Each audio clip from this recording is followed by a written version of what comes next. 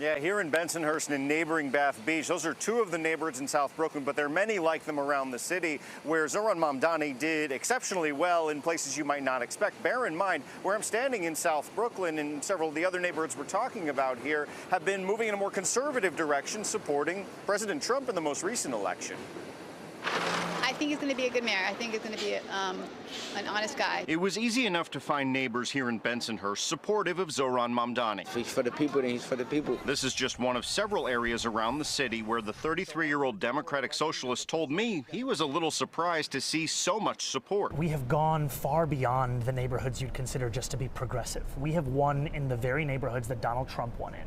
We're speaking about Bath Beach, we're speaking about Bensonhurst, we're speaking about College Point, and ultimately this coalition is one that also looks similar to Eric Adams's in 2021. Not so fast, says Mayor Eric Adams, who joined this week's episode of Picks on Politics after announcing an independent run for re-election. And we all know that the Democratic primary is really a large number of the left-leaning part of the party.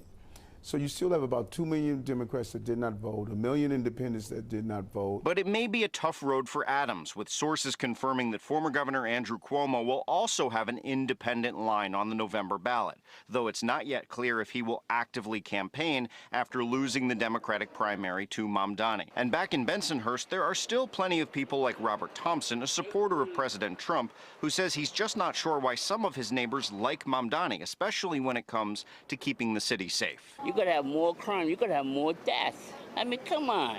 Any reasonable person, smart person knows that.